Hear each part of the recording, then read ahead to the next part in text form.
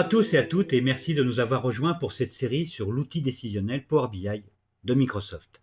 Donc notre sujet aujourd'hui est de créer concrètement un tableau de bord dans Power BI Desktop à partir des données de Sage 100, gestion commerciale. Donc je vais aller me positionner sur Power BI. Donc mon propos évidemment dans un premier temps est d'aller me connecter sur les données Sage. Donc je vais utiliser pour ce faire la fonction obtenir les données ici et je vais lui indiquer,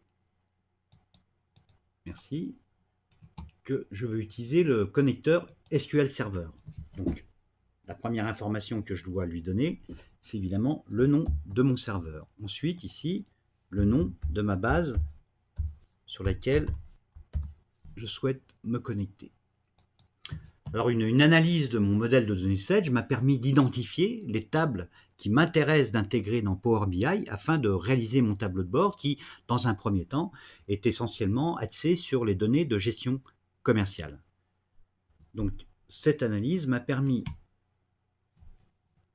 de me dire, il me faut mes articles. Ok, donc je prends ça. Il me faut également ma table famille d'articles. Ok. Il me faut mes lignes de documents.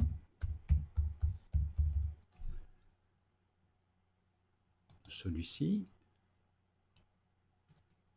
Et pour terminer, je vais prendre mes comptes de tiers.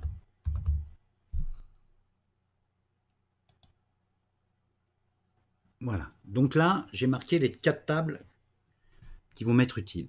Ok. Donc là, je charge. J'intègre mes tables dans Power BI.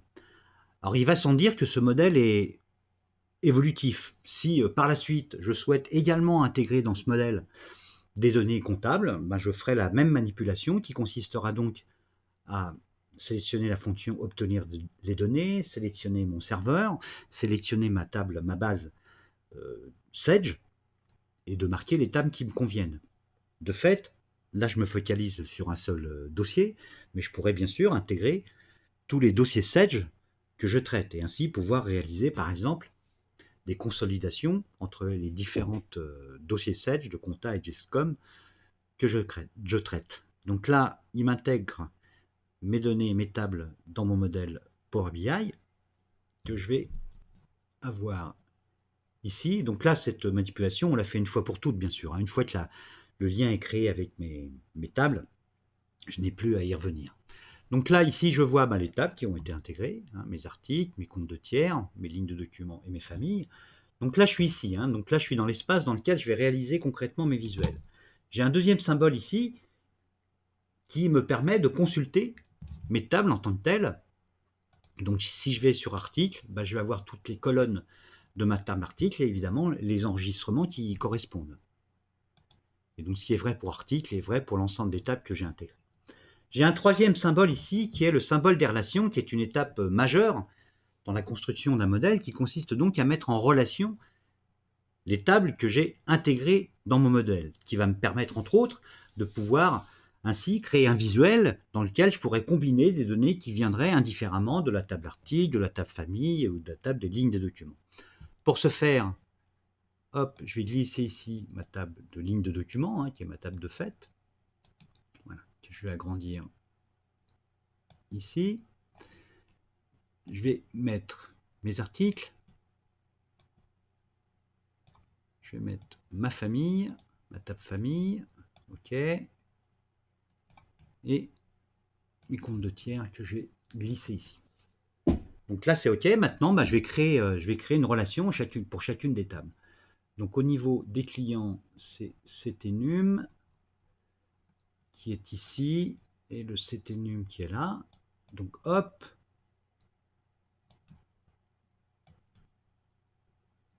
Voilà, là c'est bon.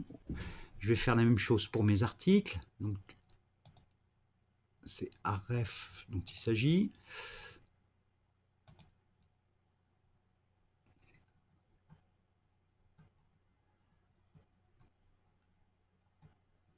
AREF qui est ici, que je vais retrouver ici. Donc hop, je Je viens glisser, déposer là, ça me va bien. Et puis j'ai une dernière relation à mettre en œuvre, c'est mon code, mes articles et mes familles. Donc là, hop, je vais aller positionner, chercher FA code famille, qui est ici, et qui doit se trouver également ici. Donc hop, voilà.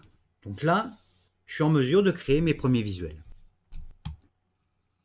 Donc hop, je retourne dans mon espace visuel.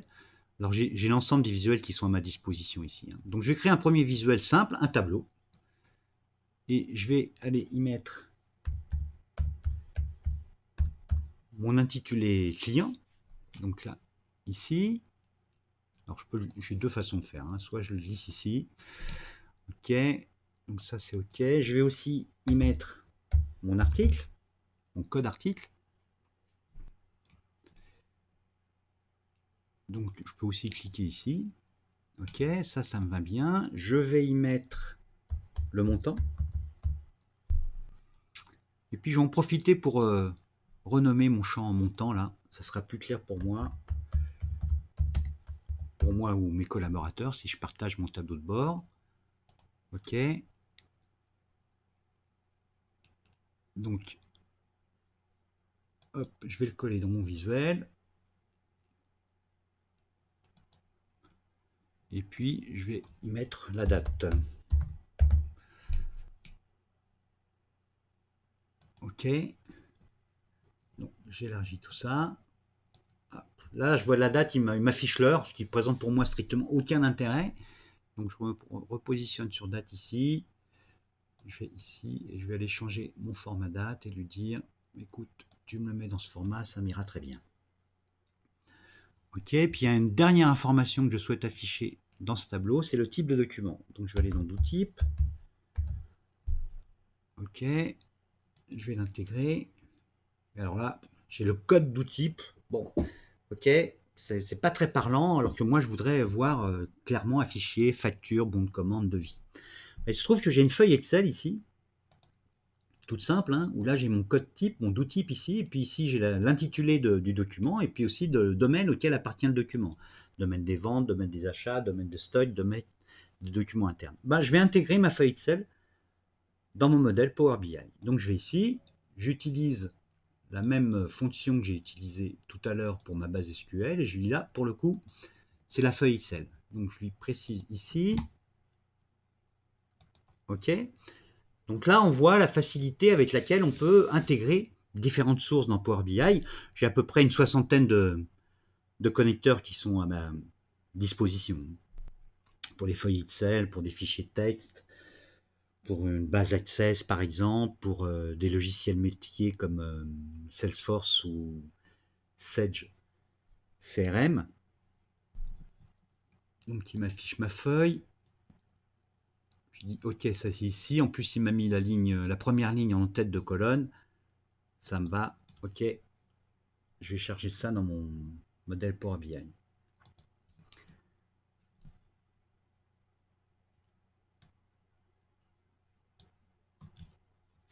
Donc là, on comprend l'intérêt de ce type de fonction, puisqu'on pourrait imaginer des cas où je tiendrais mon budget dans une feuille Excel, et donc du coup, j'intègre ma feuille Excel budget dans Power BI, j'ai mes données, notamment en l'occurrence mes données de compta, et donc je vais pouvoir créer un tableau qui me permettra de calculer mes écarts. Donc pour le budget, c'est OK. Pour les objectifs des commerciaux, par exemple, ça pourrait être du même type. Donc là, je suis OK. Donc évidemment, je dois mettre en relation la feuille Excel qui est ici avec ma table Sage. Donc on l'a vu dans la feuille Excel. C'est statut type que je vais aller relier avec dotype qui est ici. Hop, je vais là. Je me positionne là. Donc là, il va me mettre en place ma relation. Et donc du coup, je vais aller chercher document, type de document, que je vais me mettre là. Ok, ça va bien. Donc bah, là, du coup, d'outils présente plus d'intérêt, cette colonne. Donc je vais la supprimer. Et puis type de document, je vais mettre avant date. Ok, ça me va bien. Sauf, mais je vois montant d'entrée, dépréciation de stock. Ah, je me dis, bah oui, effectivement, pour l'instant, j'ai l'ensemble des lignes de documents de ma base. Alors moi, je voudrais filtrer uniquement sur les ventes, puisque la page que je suis en train de construire concerne uniquement les ventes. Là, du coup, je vais rebaptiser ma page. Bah, je vais utiliser les fonctions de filtre qui sont ici. Et donc, je peux mettre en place des filtres, hein, tout type de filtres qui me sont nécessaires, soit au niveau du visuel, soit au niveau de la page, ou soit pour la totalité des pages, en vérité pour mon rapport. Donc là, je vais filtrer, je vais lui dire, bah, je veux que cette page concerne uniquement le domaine des ventes.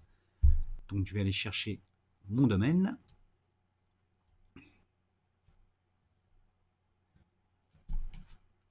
Ici, que je vais aller, et puis ça concerne uniquement la page.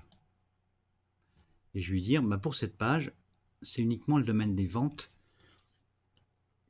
qui doit administrer les données que je vais afficher. Donc ça me va bien, et puis là, bah, on a vu que j'avais désormais les factures, les bons de commande, que des documents de type vente. Donc voilà un premier tableau fait extrêmement simple, hein, mais fait rapidement. Alors il y a un deuxième graphique, évidemment, qui est très classique, qui est le chiffre d'affaires. Donc je vais aller prendre ce type de visuel-là. Je me dis, bon, bah, le chiffre d'affaires, je vais aller chercher le montant, qui est ici, que je vais mettre au niveau des valeurs. Donc là, ça me va bien, mais évidemment, ça me va, non, ça me va pas trop bien d'ailleurs, parce que ce qui m'intéresserait, c'est d'avoir une répartition par année. Alors dans les tables 7, j'ai pas la notion d'année. Donc je me dis, bah, ce qui serait sympathique, c'est de pouvoir extraire l'année de mon champ d'où date. Et donc, évidemment, je vais pouvoir le faire. Et donc là, on voit la possibilité de créer des champs calculés, des colonnes calculées en l'occurrence, dans Power BI. Donc là, je vais créer une nouvelle colonne. Je vais utiliser une fonction DAX, qui est le langage utilisé dans Power BI et qui est très ressemblant pour une patrie dentelle aux fonctions Excel. Donc là, je vais l'appeler année.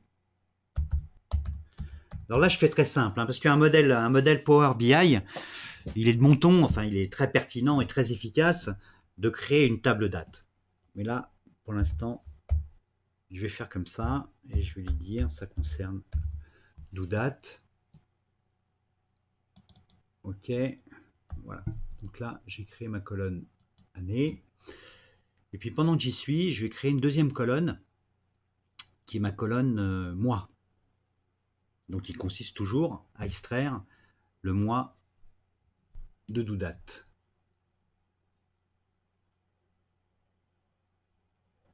Hop. Si je lui dis nouvelle colonne, c'est mieux peut-être.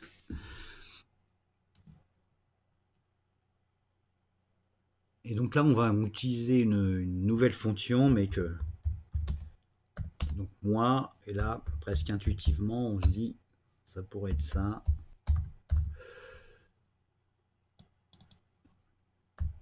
Ok, voilà, je valide ma colonne. Et maintenant, donc au niveau de mon visuel, donc je reviens sur mon histogramme chiffre d'affaires, je vais aller chercher année.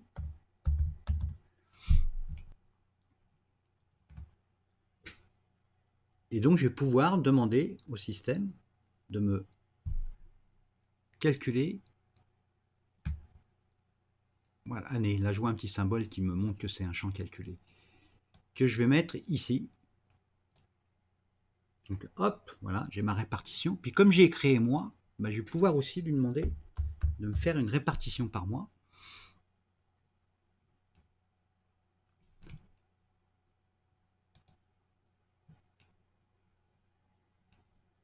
Et mon mois, il est ici, et je vais le mettre ici.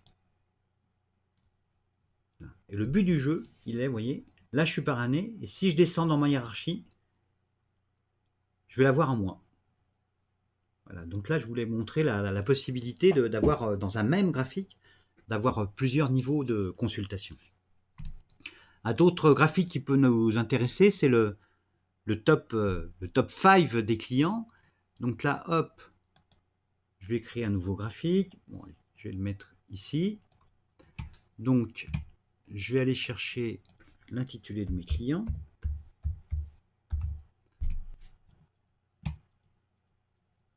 Qui est ici, que je vais mettre ici. Non, je me suis trompé de champ peut-être. CD intitulé, non, c'est bien ça. Ok, ah oui, et je vais mettre le montant dans mes valeurs. Ok. Donc là, j'ai tous mes clients. Ben, il me suffit ici, au niveau de mon visuel, hein, parce que le filtre que je vais mettre en place ne concerne que ce visuel. Ici, hop, je vais lui dire, tu me fais sur les n premiers, donc là, c'est 5, et par rapport à quoi? Par rapport au montant. Ah, j'ai pris le montant TTC. Je vais aller prendre le montant hors taxe. Voilà. Et je vais appliquer le filtre. Voilà. Donc là, j'ai mon top 5 des clients. Alors, je pourrais aussi, ici, ça c'est le symbole, l'espace qui me permet d'enrichir la présentation de mon modèle. Donc je pourrais lui dire, bah, tu me l'affiches, les montants, c'est mieux.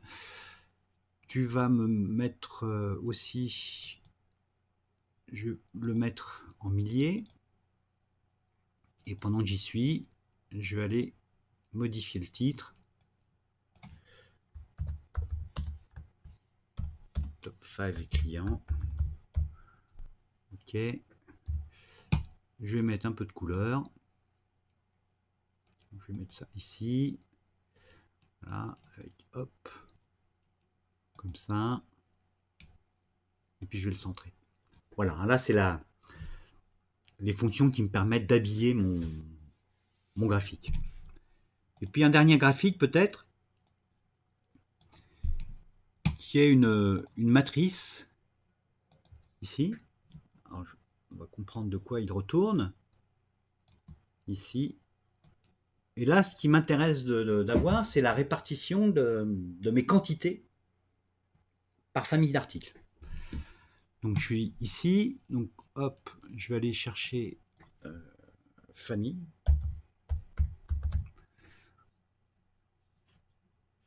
Alors famille, j'ai le code famille, ok, que je vais mettre en ligne. Ça, c'est ok. Et puis les quantités que je vais retrouver ici, que je vais mettre en valeur. Donc ça me va bien. Mais si je veux pousser plus loin, ben, je veux avoir la répartition par année. Donc je vais mettre année ici.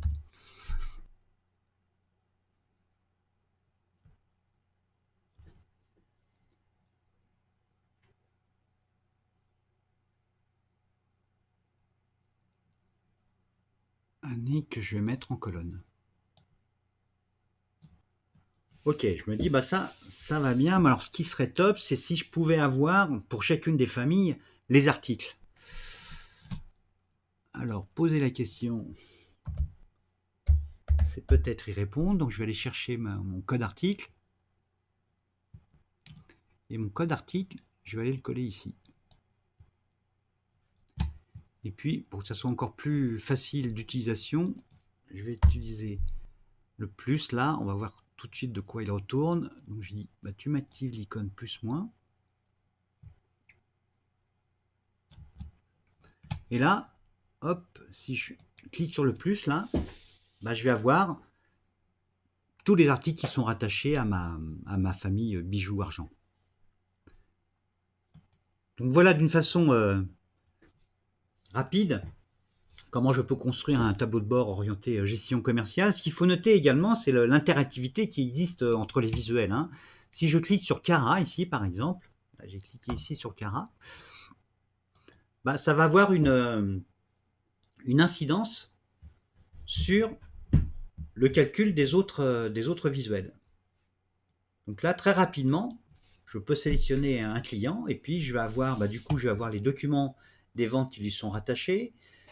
son chiffre d'affaires par année, et puis les articles, c'est-à-dire là, concrètement, Cara, en 2017, il m'a acheté 19 articles. Donc ça, c'est un des traits, des caractéristiques de Power BI. Donc voilà dans les grandes lignes ce que je voulais vous présenter. Sachons que nous avons mis en place un modèle Power BI qui va se connecter sur les données de la gestion commerciale et de la compta et qui évidemment intègre l'ensemble des données percutantes pour réaliser des tableaux de bord. En espérant que cette présentation vous aura été utile et intéressante. Nous restons à votre écoute évidemment si vous avez besoin de plus amples informations et nous vous souhaitons une bonne journée.